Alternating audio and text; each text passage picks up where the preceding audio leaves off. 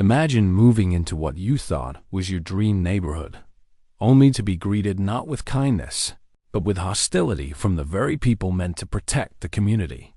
Within days of unpacking his boxes, a new homeowner found himself the target of an HOA president, a bully known as the neighborhood's self-appointed enforcer. The pettiness began with letters, escalated to public shaming, and finally, to something shocking: hot coffee poured right over his head. What this HOA bully didn't know, however, was that her new neighbor had a secret past one that would turn her world upside down and leave the entire neighborhood stunned. The neighborhood was picture-perfect on the surface. Rows of freshly painted homes lined up like magazine covers, identical manicured lawns trimmed to HOA standards, and cars washed so frequently they sparkled under the midday sun.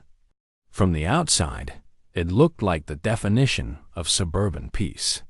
But behind the neatly polished exterior, the place had a reputation, a homeowners association that controlled every detail of life. Mailboxes had to be a certain shade of beige. Grass length was regulated to the inch, and seasonal decorations could only be displayed during approved weeks.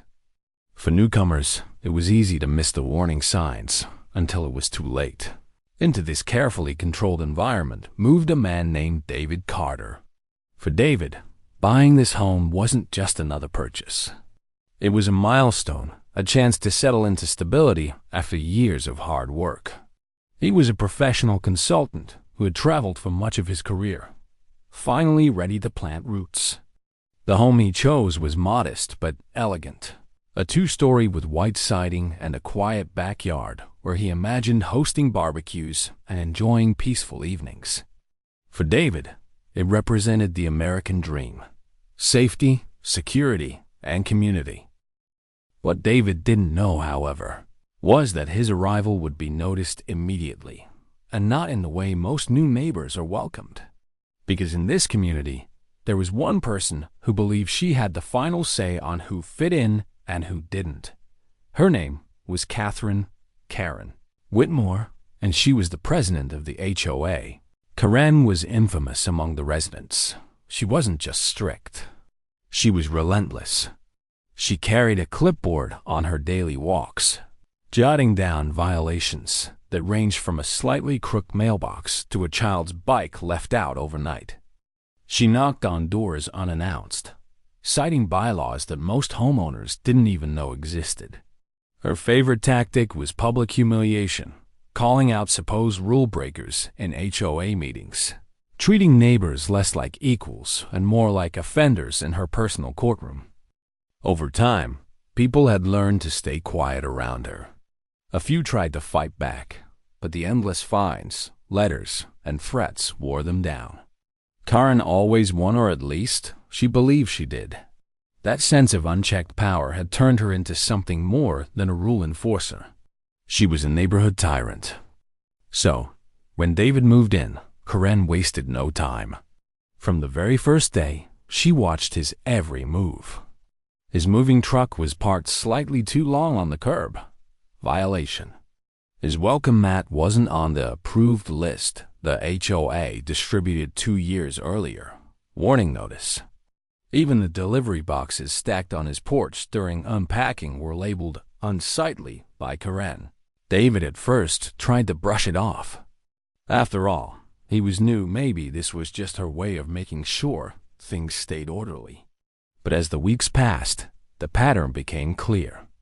The other neighbors weren't receiving constant notes on their doors or citations for trivial things. It was only him.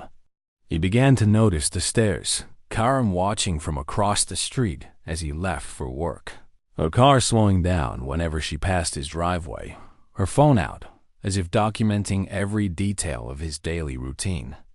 But the strangest part wasn't the rules themselves. It was the hostility behind them. The tone of her letters was always sharp, accusatory, even demeaning. Instead of "please correct this issue," it was "failure to comply will result in penalties." Instead of "welcome to the neighborhood," it was "consider this your first warning." It wasn't enforcement. It was bullying. For David, The experience was unsettling. He had lived in different cities, traveled internationally, and dealt with difficult people before, but never like this. He couldn't shake the feeling that he was being singled out, targeted in a way that went beyond just HOA enforcement. And unfortunately, he wasn't wrong. Karen had her own unspoken biases. She had always seen herself as the gatekeeper of the neighborhood's image, and to her, David didn't fit. She disguised her actions under the cover of bylaws and rules. But to those who watched closely, it was clear. She had chosen the target. And the target was him. The rest of the neighborhood whispered about it, but few spoke up. Some pitied David, some quietly warned him about Karen, but most stayed silent. After all, speaking against her meant drawing her wrath. In a community this tightly controlled, peace often meant compliance. David, however, wasn't the kind of man to be easily broken. He responded politely to each notice, corrected what he could, and kept his composure. He refused to give Karen the satisfaction of seeing him rattled. But what she didn't know was that beneath his calm demeanor was a man with a history far different from the quiet suburban professional she imagined. Because David wasn't just another homeowner.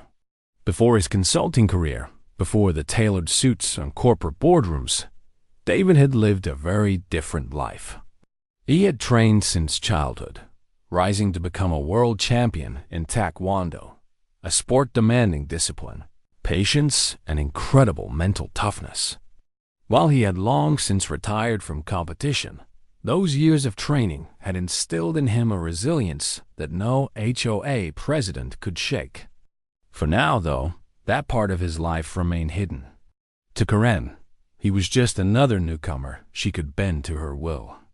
She believed that eventually he'd either comply with every petty rule or leave altogether. What she didn't anticipate was that the harder she pushed, the more dangerous her own downfall would become.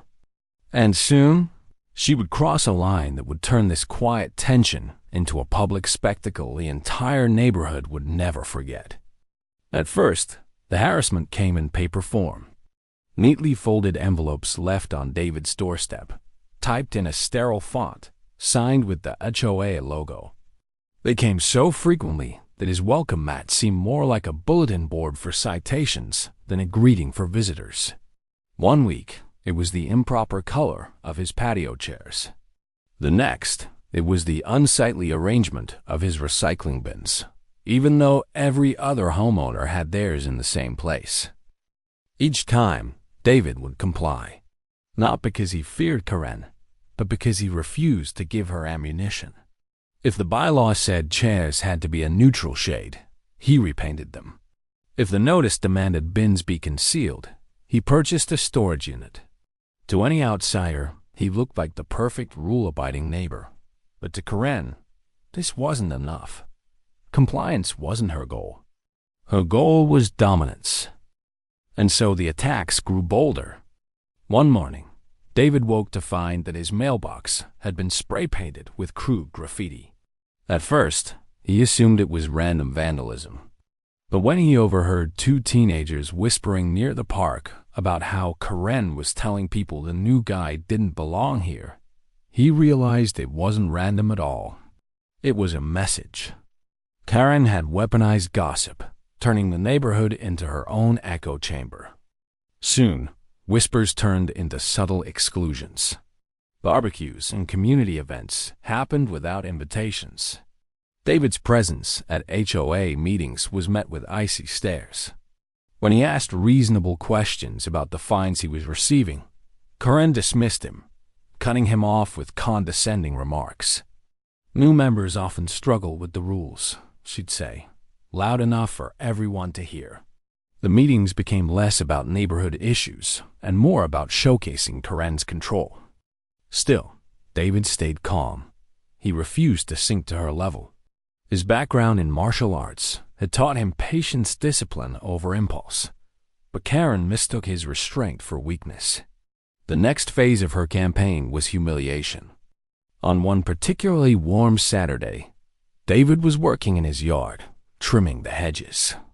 A few neighbors walked by, exchanging polite nods, careful not to linger too long under Karen's watchful eye. From across the street, Karen stood with her ever-present clipboard. She muttered to another resident, loud enough for David to hear, about certain people not respecting the neighborhood's culture. It was subtle, but pointed. David ignored it, though the tension simmered beneath his calm exterior. But then came the coffee incident, the moment everything changed. It happened on a bright morning when David was leaving his house for work. He stepped out in his neatly pressed shirt, holding his briefcase, ready for a meeting downtown. As he walked down his driveway, Karen approached. In her hand, a steaming cup of coffee.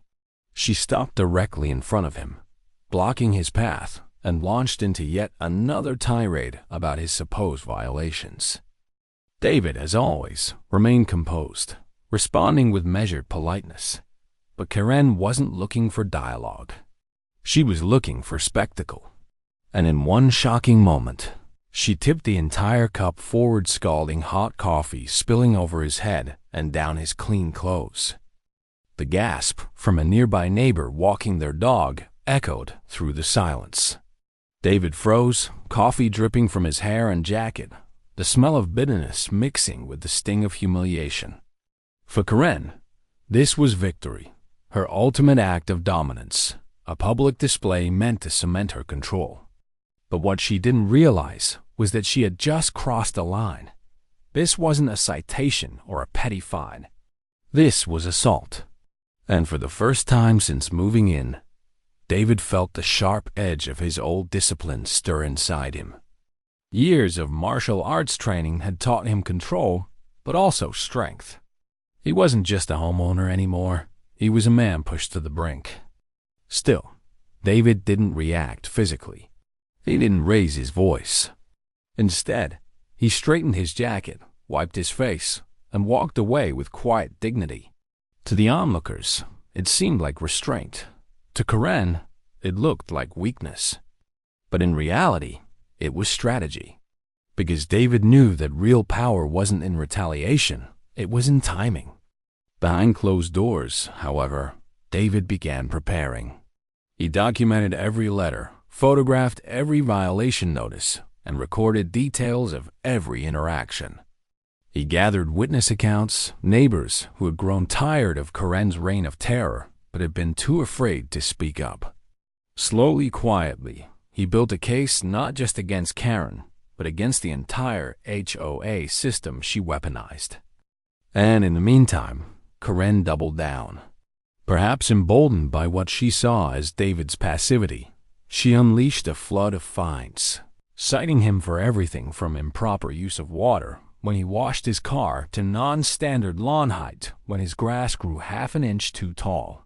It was harassment disguised as regulation. Other residents began to notice. At first, they watched silently, afraid of becoming targets themselves. But as the coffee incident spread through whispered conversations, sympathy for David began to grow. People started to question the HOA's purpose. Was it really about protecting the community or about inflating Karen's ego? The tension in the neighborhood thickened like a storm cloud. Every HOA meeting became a powder keg, with David's name inevitably brought up as an example of non-compliance. But instead of breaking him down, the attention only fueled his quiet resolve. He was no longer just defending himself. He was preparing to expose her. By now, Karen had convinced herself she was untouchable. She had the HOA board in her pocket, a reputation as the enforcer, and years of unchecked authority. To her, David was just another opponent to steamroll. She couldn't imagine that the man she mocked in public had a past that made him anything but ordinary. Because what she didn't know, what no one in the neighborhood knew, was that David's calm exterior hid a lifetime of discipline and a history as a world champion taekwondo fighter. While he hadn't competed in years, the lessons remained: patience, timing, and precision. Karen thought she had broken him. In reality, she had awakened something far more powerful. The day of reckoning was approaching. And when it came, it wouldn't just be about David reclaiming his dignity. It would be about the entire community finally seeing Karen for what she truly was. The coffee incident became the silent spark that set the neighborhood ablaze. Though no one dared to speak openly against Karen at first, word spread quickly. Residents who once ignored David began to whisper, exchanging knowing glances whenever Karen strutted by with her clipboard. What had once been blind obedience was shifting slowly, but undeniably into suspicion. But Karen didn't notice, or rather, she refused to. Her grip on power had been unchallenged for so long that she mistook silence for loyalty. And in her arrogance, she began planning her final move against David. The next HOA meeting would be her stage. Flyers had been sent out weeks in advance, encouraging mandatory attendance for all homeowners. The agenda, as written, was vague, just the usual discussions on landscaping contracts, security patrols, and neighborhood bylaws. But David knew the truth. This wasn't going to be a routine meeting. This was going to be a trial. His trial. On the night of the meeting, the community clubhouse was packed. Folding chairs filled every corner. Neighbors squeezed shoulder to shoulder, murmuring with the kind of nervous energy that hinted at anticipation. Everyone knew something was coming. At the front, Karen stood tall, her ever-present clipboard in hand. A stack of printed notices fanned out like weapons ready for deployment. She called the meeting to order with her usual tone of authority, her voice echoing against the walls. It didn't take long before David's name surfaced. With exaggerated sighs and dramatic pauses, Karen began listing his so-called violations: improper patio furniture, failure to maintain shrubbery height, excess water usage, non-standard mailbox replacement. One by one, she rattled off trivial infractions as if announcing crimes in a courtroom. Each charge was met with scattered mutters from the audience. David sat calmly near the back, his posture straight, his eyes fixed on her. He had rehearsed this moment in his mind for weeks, not how he would fight back physically, but how he would dismantle her carefully crafted illusion of power. When Karen finally reached the crescendo of her speech, she paused dramatically. Then, with a thin smile, she brought up the incident everyone had been whispering about. "And let us not forget," she said, her voice dripping with false indignation, "the repeated disturbances, the disrespect to our community standards, and the disgraceful altercation just last week when this individual intentionally provoked me, causing an unfortunate accident with my coffee." Gasps rippled across the room. An accident? That was her story. For a moment, silence hung in the air, and then David stood. He walked slowly to the front, every eye in the room following him. He wasn't rushed. He wasn't flustered. He moved with the steady control of a man who had spent a lifetime mastering himself. When he reached the podium, he didn't snatch the microphone or shout. Instead, he placed a folder on the table thick, filled with weeks of documentation. "Since moving here," he began, his voice calm but carrying the weight of authority, "I have done everything in my power to follow the rules. I've complied with every notice, paid every fine, and respected every request. But what has been happening is not enforcement of bylaws. It's targeted harassment." He opened the folder, pulling out photographs, images of notes taped to his door, copies of fines, and time-stamped evidence of petty infractions that didn't apply to anyone else. He held up pictures of his vandalized mailbox, witness statements from neighbors who had seen Karen's behavior, and finally, most damning of all, written accounts from residents who had overheard her making pointed, discriminatory remarks. The room buzzed. Neighbors shifted in their chairs, whispering furiously. Karen tried to cut him off. "This is irrelevant. This is an HOA matter, not." But David raised his hand, and the murmurs quieted. His composure alone commanded attention. "You see, what Mrs. Whitmore calls an accident wasn't an accident at all. It was assault. And while I chose not to press charges that day, I documented everything. I have the legal right to take this further if I choose. The air thickened. For the first time, Karen's face lost its smug confidence. But David wasn't done. He stepped back from the podium slightly, scanning the room, locking eyes with the residents who had lived under Karen's thumb for years. His voice softened, but carried more power than any shout could have. I moved here for peace, for community. What I found instead was fear, culture, where one person's authority was allowed to overshadow everyone else's. But here's the truth. Bullies only win when we let them. And I didn't come here to be anyone's victim. And then, in a move no one expected, David revealed his past. I've spent my life training in discipline, in strength, in patience. I am a former world champion in Taekwondo. And if there's one thing I've learned, it's that real strength isn't about intimidation. It's about restraint. That's why I didn't retaliate when I was attacked. That's why I've kept my composure. But make no mistake, I will not be broken. The words hit the room like a thunderclap. Suddenly, his quiet composure made sense. The discipline, the patience, the refusal to crack under pressure. Karen had tried to humiliate a man whose very life had been built on overcoming adversity and mastering self-control. The crowd erupted, some in applause, others in shouts of agreement. A wave of energy swept through the room, a tide finally turning against Karen. The other HOA board members shifted uncomfortably. They had long stood behind her, afraid to lose their positions or face her wrath. But now, with the entire community watching, they couldn't deny what was in front of them. Karen, red-faced and trembling, tried to regain control. She banged her clipboard on the table, her voice rising into shrill protests. But the more she shouted, the clearer it became. Her power was slipping through her fingers. In that moment, the balance shifted. For years, Karen had ruled through fear and intimidation. But fear only works until someone exposes the truth.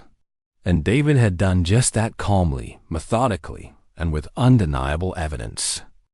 By the end of the meeting, a motion was called to review Karen's leadership. Residents who had once stayed silent raised their hands to support the vote. The tide had turned, and Karen's empire of pettiness was beginning to collapse. David hadn't thrown a single punch. He hadn't raised his voice. Yet he had delivered the most powerful blow of all, exposing the truth, stripping Karen of her illusion of invincibility, and reminding everyone what real strength looked like. The meeting that night would be remembered as the turning point. For years, Karen had dominated every corner of the neighborhood with her clipboard and her biting words. But after David's calm yet devastating presentation, something inside the community cracked. For the first time, people began to see her not as a protector of standards, but as the bully she truly was. In the days that followed, whispers turned into conversations. Neighbors who once avoided David now stopped to talk.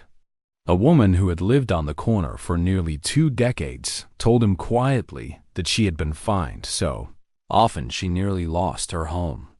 Another admitted that she and her husband had considered moving because they were tired of living under constant scrutiny.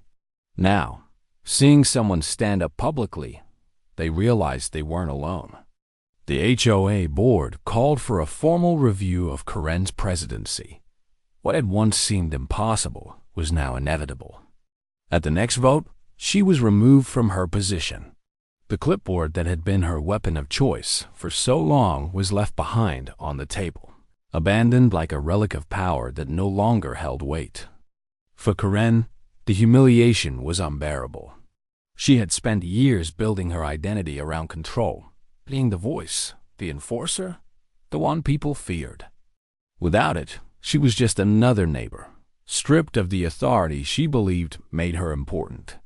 She withdrew from public view, rarely seen outside except for hurried errands. And though she never apologized, the silence of her absence spoke volumes. For David, the change was immediate. The letters stopped. The fines disappeared. But more importantly, the walls between neighbors began to fall. Invitations started appearing on his doorstep: barbecues, birthday parties, holiday gatherings.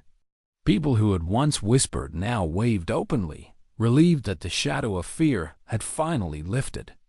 In time, David became more than just a new neighbor. He became a symbol of resilience, a reminder that standing against injustice, even quietly, even patiently, could spark change. He never bragged about his past or flaunted his championship title. To him, taekwondo wasn't about fighting. It was about discipline, control, and knowing when to act. And that philosophy guided every step of how he handled Karen's harassment. The neighborhood itself transformed too. Without Karen's iron grip, the HOA began to function as it was meant to: a cooperative body that supported residents instead of policing them. Rules were still enforced, but fairly and with understanding. People felt free to decorate their homes during holidays, host gatherings, and live without the fear of petty fines. For the first time in years, the community began to feel like an actual community. But the impact of what happened stretched beyond just one neighborhood. Stories like David's spread online, shared as cautionary tales about unchecked HOA power and the dangers of allowing one person to dominate an entire group. Discussions about reform, fairness, and accountability began popping up in forums and local meetings across the country. His story became part of a larger conversation about justice, dignity, and the strength to stand up when it matters most. And perhaps most importantly, it became a story about restraint. Because when faced with humiliation, with literal hot coffee poured over his head, David had every reason to retaliate. His training had given him the ability to defend himself physically, to strike back in a way that would have silenced Karen immediately. But he didn't. He chose patience. He chose control. He chose to let the truth, not his fists, be the weapon that dismantled her. That's what made his victory so powerful. It wasn't just about one man against one bully. It was about the reminder that true strength isn't measured by how loudly you can shout or how quickly you can strike. It's measured by how well you can endure, how wisely you can act, and how firmly you can stand when the time is right. For viewers of this story, the lesson is universal. We all face our own versions of Karen. People who abuse authority, who push boundaries, who mistake kindness for weakness. And while not every battle looks the same, the principle remains. Bullies only win if you let them. So the next time you face unfair treatment, remember David's story. Remember that patience is not weakness and restraint is not surrender. Remember that sometimes the most powerful strike isn't physical. It's the one that exposes truth, inspires others, and breaks chains of fear that have lasted for years. By the time months had passed, David had settled fully into the life he had dreamed of. His home was no longer just a house, it was a sanctuary. His backyard barbecues became legendary, laughter spilling into the street as kids rode bikes freely without fear of being scolded for blocking sidewalks. Holidays lit up with decorations. Neighbors outdoing one another with festive lights that once would have been fined under Karen's rule. And every so often, when someone new moved into the neighborhood, they'd hear whispers about the story. The Tana bully was finally defeated, not with fists or fury, but with truth, patience, and unshakable dignity. Karen had poured coffee, but David had poured something stronger into the community: courage. And that was the real victory. So, what do you think? If you were in David's shoes, would you have had the patience to wait, or would you have struck back immediately? Drop your thoughts in the comments below, because sometimes the best stories aren't just about what happened, but about what we would do if it happened to us.